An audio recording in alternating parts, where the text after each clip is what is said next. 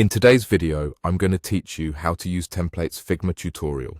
We'll walk through finding a template you like, opening it in your workspace, and customizing it so it fits your project perfectly. By the end, you'll feel confident using Figma's community resources to jumpstart your designs. Start by opening the Figma website in your browser. Figma runs great on the web, so there's nothing else you need to install for this. Once you're on the homepage, navigate to the community section. This is where creators share UI kits, wireframes, dashboards, icon sets, and, of course, templates you can reuse. In the community page, look for the search bar and type the word template. Press enter to see a wide range of results. You can refine your search with terms like mobile, dashboard, or presentation if you already have a style or platform in mind. Take a moment to browse. Click into items that catch your eye to open their detail pages. Here, you can preview the pages, read the description, see what's included, check when it was last updated, and review comments from other designers. This helps you pick a reliable, well-documented starting point. When you've found a template you prefer, click Open in Figma.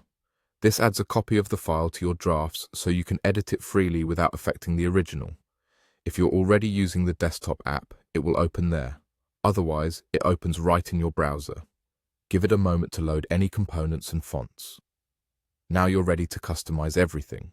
Start by exploring the Pages panel to see how the file is organized. Many templates include a cover, a styles page, and working screens. In the Layers panel, select frames and elements to understand their structure. If the template uses components, you'll see instances and a main component. It's usually best to edit the main component so changes flow everywhere, consistently. Update text by selecting a text layer and typing your own copy. Adjust typography from the right-hand panel, keeping an eye on existing text styles so your design stays consistent. Change colors using the Fill section. If the template includes color styles, edit those for quick, project-wide updates.